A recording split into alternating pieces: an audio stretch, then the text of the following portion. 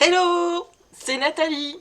J'aime le thé bio de préférence et les tartines au beurre. Je suis ravie d'être là avec toi aujourd'hui et je vais remplir cette vidéo de frustration et de compensation. Dans la vie, je suis coach mental. J'accompagne les femmes en souffrance professionnelle et les aide à retrouver leur sérénité au quotidien. Dans cette vidéo, je vais te parler donc de la compensation. Du fait qu'on se jette sur quelque chose qui nous fasse un plaisir immédiat, parce qu'on ressent quelque chose de super négatif. Alors, désolé, j'ai monté, je le pose. Pourquoi c'est important en fait de détecter ces émotions négatives, ces influences très noires qu'on peut avoir au quotidien, hein, tout simplement. Parce que j'ai déjà expliqué dans une autre vidéo, je la mettrai par là je pense, j'ai déjà expliqué dans une autre vidéo que les émotions, quelles qu'elles soient, elles guident nos pensées, elles guident nos actions, et toute cette chaîne-là, forcément, elle est plus ou moins consciente, et ça a forcément une influence sur notre comportement au quotidien. Alors, il faut savoir qu'en général, la négativité, tout ce qui est négatif, on n'a vraiment pas envie de le garder. On a vraiment envie de prendre la poubelle, une poubelle qui pue, cuisine, tu vois l'image, et ben la poubelle, tu la prends et tu la jettes. Et tu as envie de la jeter loin, loin, parce que tu n'as vraiment pas envie qu'elle reste dans ta cuisine. Et ben c'est la même chose. Alors, en général, tu compenses, tu te débarrasses d'un truc super mauvais et tu la laisses dehors, ta poubelle, et derrière, tu vas peut-être faire quelque chose à manger qui sont super bons, tu vois, histoire de voilà, d'équilibrer, de compenser, et d'oublier le fait que tu as eu quelque chose qui t'a vraiment embêté. Eh bien, pour les émotions, ça ne marche pas. Et non.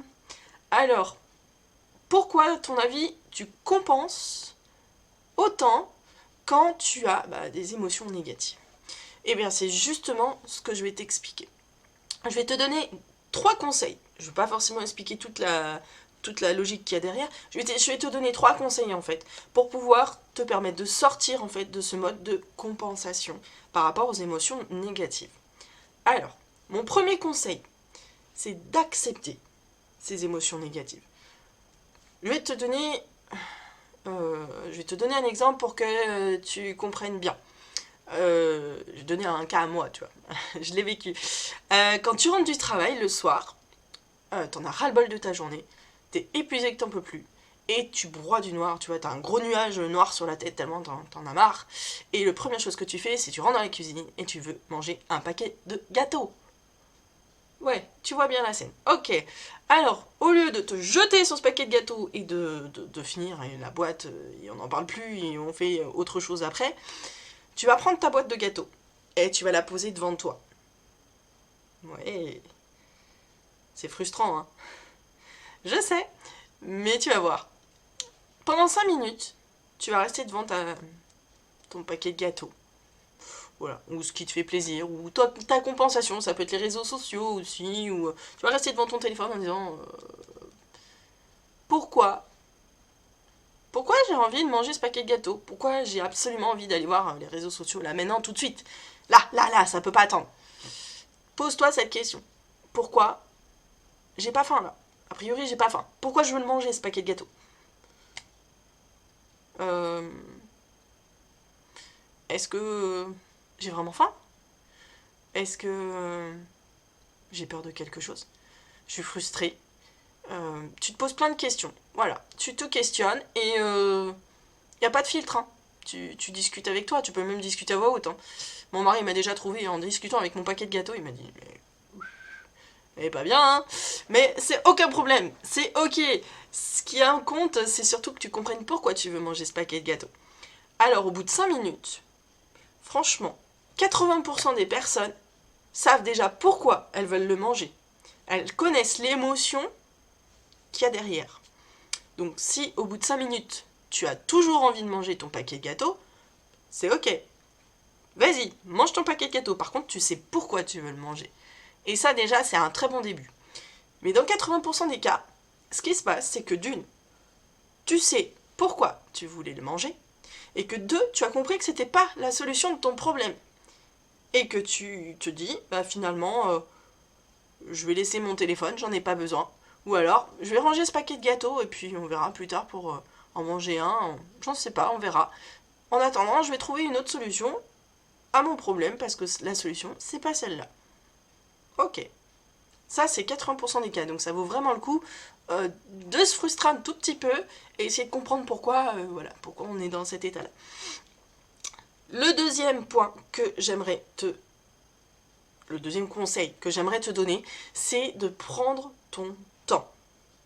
Alors, j'aime bien la visualisation, donc je vais te donner un exemple qui va te permettre de comprendre tout ce que je raconte. Comment prendre son temps alors qu'on a une énergie négative, on a des émotions, des pensées complètement noires qu'on a envie de jeter?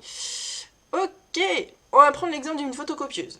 Tu es quand même pressé, ton chef te donne des photocopies à faire, un bon tas de photocopies à faire, donc tu te dépêches, tu vas à la photocopieuse et hop, tu lances tes impressions. Seulement tu te rends compte que tu as fait beaucoup trop de photocopies et tu te retrouves avec un paquet énorme. Qu'est-ce que tu vas vouloir faire? Tu veux prendre le paquet et te débarrasser du problème le plus vite possible dans la poubelle la plus proche. Donc tu prends ton élan et hop, tu cherches à te débarrasser de tes photocopies en trop. Un petit encart. L'écologie, ça existe, donc s'il vous plaît, le papier, économisez-le. Ça serait bien. Aparté, terminé.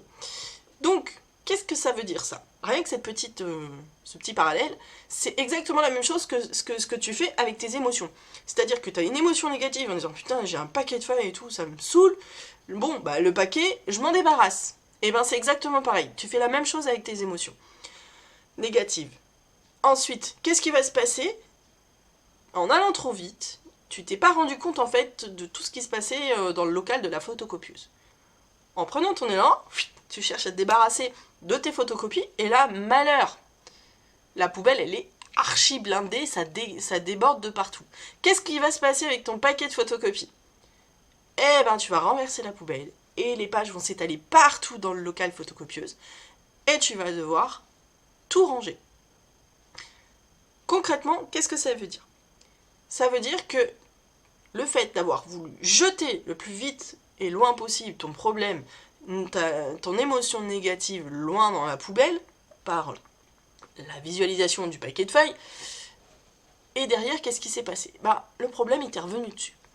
Il t'est revenu dessus, et non seulement il t'est revenu, mais plus fort, parce que du coup, t'as encore plus de choses à faire. Alors qu'à la base, t'avais des photocopies à faire en très peu de temps. Tu vois ce que je veux te dire? Alors que si tu avais pris ton paquet de feuilles, t'aurais réfléchi et t'aurais regardé autour de toi. Bon alors, j'ai un problème. Qu'est-ce que je peux faire avec mon problème? J'ai une idée. Je vais le mettre à la poubelle. Par contre, là, il y a du monde dans la poubelle. Bon, bah, je vais l'emmener avec moi au bureau, puis je le jetterai au bureau. Le fait d'avoir pu se poser, de prendre le temps, c'est de pair un petit peu avec l'acceptation. On a pris le temps, 5 minutes, avec le cookie. Là, c'est un peu pareil. J'ai un problème. Je prends le temps, en fait, d'analyser ce que je peux faire de ce problème. Et ensuite, je trouve une solution adaptée à mon problème. Ça, c'est le deuxième conseil que je te donne. Et le troisième conseil que je te donne, c'est d'abandonner la résistance. Oui, on résiste aux émotions négatives. Soit on essaie de les fuir, donc en les jetant le plus loin possible, ou alors on se dit, je suis forte, je suis super forte, et là je vais tenir. Ouais, je suis comme ça. Et non! Alors, la résistance. Plus tes émotions seront désagréables, plus tu vas vouloir t'en débarrasser. Et plus tu veux t'en débarrasser, plus c'est douloureux, parce que quand ça revient vers toi, tu veux résister. Et quand on résiste, eh bien, ça fait très très mal. Et au final, tu t'en sors pas. Donc moi, ce que je te conseille, c'est que si tu as une émotion ultra négative qui t'arrive, et que tu veux faire rebaisser un petit peu la tension, c'est de prendre un cahier et d'écrire tout ce qui te passe par la tête. Mais vraiment tout, il n'y a pas de filtre. Pareil. Tu peux parler aussi toute seule, comme je t'ai expliqué avec le paquet de gâteaux, c'est toi qui vois. Mais dans la plupart des cas, les personnes, je sais qu'elles préfèrent écrire. Donc, tu prends et tu écris, jusqu'à ce que t'en aies marre. Et là, tu poses ton cahier et bizarrement, tu vas te rendre compte que tu es beaucoup plus calme. C'est ça qui est important. Tu vas être calme, tu vas partir faire choses diverses et variées. Ce que je te recommande, c'est de venir relire ce que tu as écrit dans ce cahier et de relire un petit peu et tu vas voir qu'il y a des mots qui te sautent aux yeux.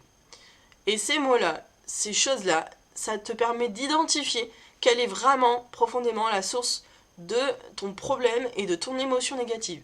Ça peut te permettre aussi de dire ah ouais mais j'ai ce problème là, qu'est-ce que je peux faire pour améliorer la situation et faire en sorte que je sois moins dans ces émotions là.